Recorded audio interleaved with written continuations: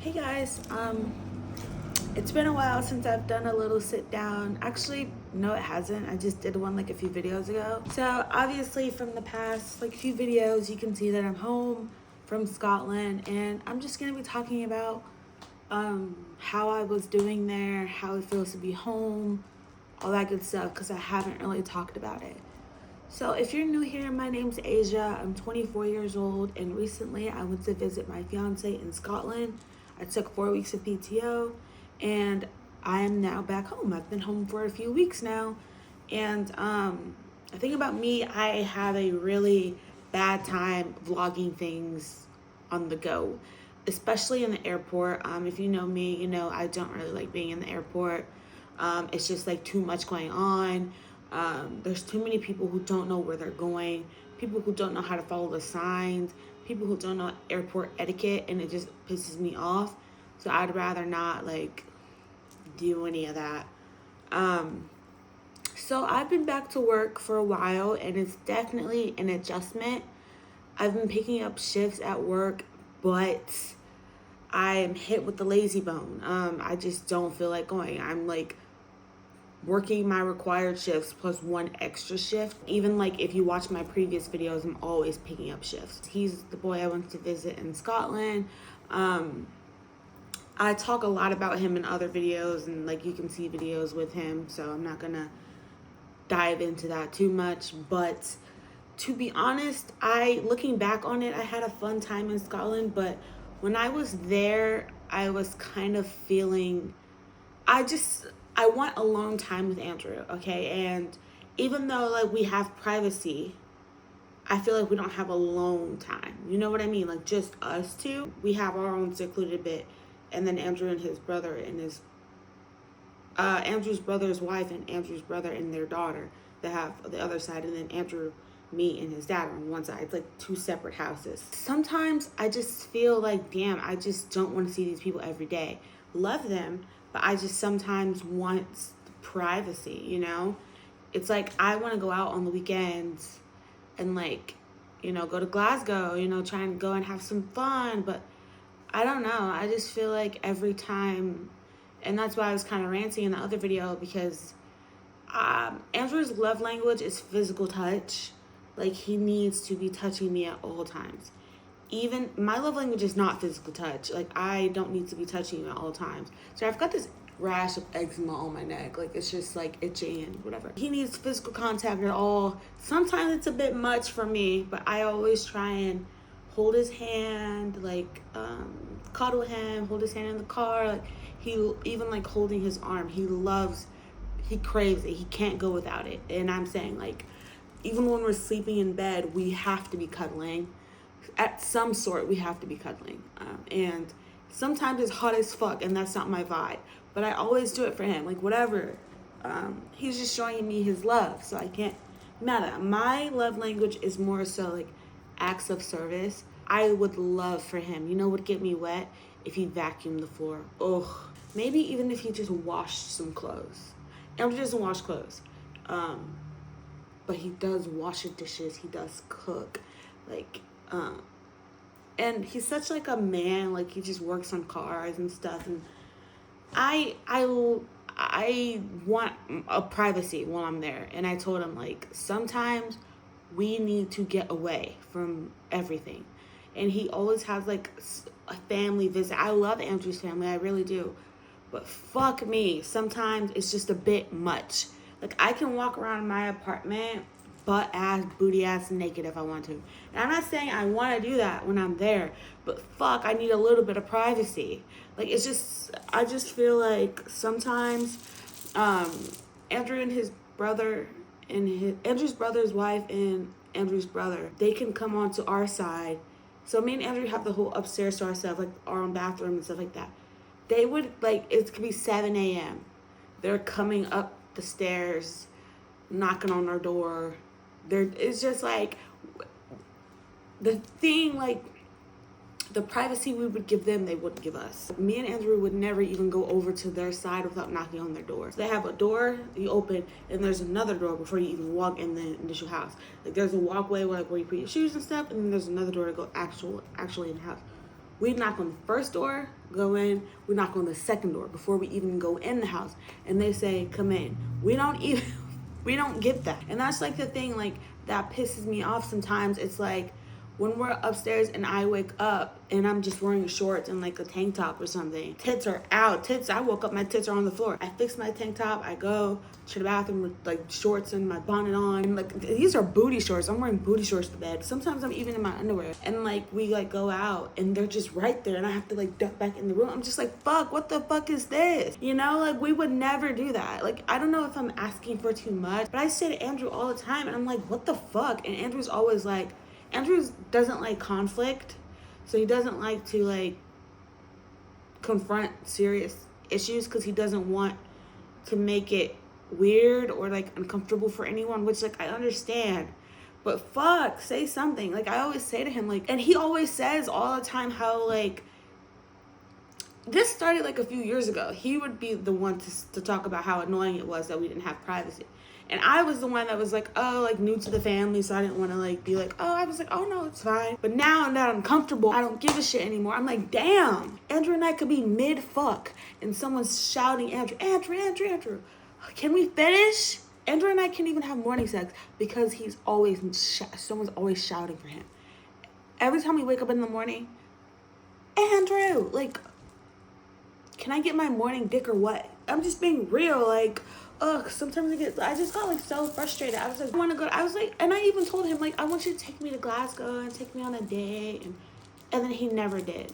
So I'm the one who's taking us to Glasgow, even though he's driving. I'm the one who planned the whole thing. I was just so frustrated in the moment because I felt as though like every time we do something, go on a trip or something like that, I'm the one that always plans it. And I think that even though like I think the wedding saving and the stress from like my family, I think that really was getting to me. The sun's going down, so I don't know how how well you can see me. I think I was more so frustrated with like always having to like, Andrew seeks my approval for everything. Like, he always wants my approval on what he's doing is correct, or if like if he's doing what I want him to do. And like, I understand that he is like that. Like, I get it. But like, sometimes you don't have to seek my approval for everything. And I know like maybe that's just like the way he grew up. At the end of the day, I'm my own person. I need to make my own decisions. And I think with wedding planning, I think that's stressing me out because I'm planning pretty much everything when it comes to the wedding. I'm the one who set up a savings account for us to put like, you know, money in the wedding stuff. And I'm just like, fuck, like, take some sort of initiative, put like the same amount of effort I'm putting into this shit. Like, I'm the one uprooting my whole fucking life, coming there and like with no fucking family. I'm not really close to your family apart from your dad. Like, I'm coming here with nothing. And I just felt so like, when I was there, I loved going to the beach. We loved going to the beach. Like, we loved getting in the water. It's so fun. But we can only do that once every like month. Like, it's cold as fuck the other 30 days out of the month, and then like the 1 month we try and like pack everything to one day because it's the only day that is warm. I wish he would have came here instead of me going there. I really do wish that. But I was so desperate to go on vacation that I wasn't even really thinking about that. I just wish that we would have I just wish I never went there, to be honest. I just wish that he came here. And I was talking to Andrew's aunt, and they're desperate for me to live there. I don't even think they're desperate for me to live there. I think they're just desperate for Andrew not to leave. So, and I get that, because like, why would you want your, your son, your nephew, your cousin, your brother? Why would you want him to leave? But at the end of the day, my family feels the same. They don't want me to leave. So it's just like the internal battle of like the pressure of like everyone saying like, and I told Andrew, if I live there, we need to set some rules, some boundaries. You know what I mean? This is going to be our home too. And I love living there because it's right on the fucking beach. But it's just like, if I don't have these things, I know I'm not going to be happy. The only thing I told Andrew I need for when I live there is we need our own car. Even though he has cars, we need like a family car. We need a family car, and we need privacy. We're not given the same grace that we give. And I think everything with Andrew, like, he's such a sweet guy. He's the perfect guy you would want. But it's just sometimes I just need a break from, like, from him. I just need a break from it. Because, like, I could feel myself, like, getting frustrated. And, like, I never want to take it out on him. And he will even tell you this. I would have snapped on his ass had it been me last year, 2 years ago. But this year, everyone always says how different I am regarding controlling my emotions. It's not even like controlling my emotions, it's more so like not snapping as easy. I'm literally just a girl, and I regulate my emotions a lot better, and I communicate a lot better than I have in the past. And I'm fucking drained from work all the time. This night shift shit is whooping my ass, and it's almost convincing me to go to days. I am fucking tired. I'm tired to the point where on my 30-minute lunch break, I'm sleeping the whole 30 minutes. Knocked out the whole fucking 30 minutes, and I'm just tired as fuck. I come home from work and I'm fucking exhausted. I'm off today and I'm going back to work tomorrow. And I've done nothing with my off day but sleep because I'm fucking exhausted. And I have no social life. I don't have a fucking social life anyway. But I think, like, I just rot in bed and read fanfics all night. Like, because, like, by the time I'm awake, it's fucking 9 p.m. And I'm not going out at 9 p.m. to get fucking kidnapped. So I lay in bed and read fanfics until, like, 3 in the morning. And then I go to bed and I wake up at 12 p.m. I have to get ready for work because I have to start getting ready for work around 3:50 p.m. Even though I don't have to be at work till 6:45 because I don't have a car. I take the bus to work. I don't take the bus from work, I take a Lyft. And I've been thinking about taking the bus to and from work just to save money. Like, because I'm spending at least, like, over $300 a month just on Lyfts. And I was, like, really trying to maximize my savings.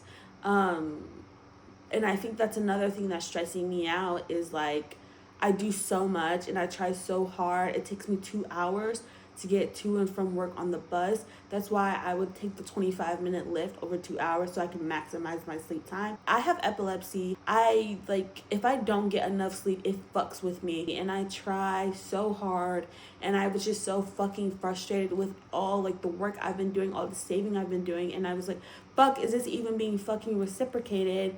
And that's why I was so frustrated in that video, and, like, whatever. Like, it's whatever now, but yeah, it was just stressing me out, and that's how I felt. Being in Scotland, it's such a beautiful place, and my thing is, another thing is, I wish I had friends from Scotland, or, you know, girlfriends that I could, like, have lunch with, brunch with, dinner with, you know, so I'm not alone all the time. I'm alone. The only person I have that I talk to there is Andrew and his dad. Andrew's really close to my family. He's really close to my parents and everything like that. My parents text him all the time. I text him every day. My mom and dad made an effort to get to know him. That's how they're able to, like, that's how when I'm at work, he's able to go over to my parents' house and just sit with my parents. That's how he's able to, like, I'm not able to do that because I don't feel comfortable. No one knows me. You know what I mean? So it's just like, fuck me. Like, I'm happy that you have this relationship with my family. I wish everyone wanted to know me because they're all really nice people. So I'm not trying to say that they don't make me feel welcome, because I feel welcome. 100% I feel welcome in Andrew's family. If I'm going to be there, just me, no family or anything, I need friends. I can't just have Andrew. Like, I know, like, I love having him, but at the same time, I need more. You know, Anyway, that's my spiel. My time in Scotland, I was grateful to have the time off, and I love being there with Andrew. I love being able to see him every day and have dinner with him every night and brush my teeth with him in the morning, because those are things I started to take for granted when I used to go there for 6 months at a time, and I used to start taking for granted around the third month, because you're so used to seeing each other. But then you go 8 months without seeing each other, and you wish you could do those things, you know? And it's just, I don't know where to go from here. I don't know how, like, I don't know, like, where we go from here. I don't know, I just don't know.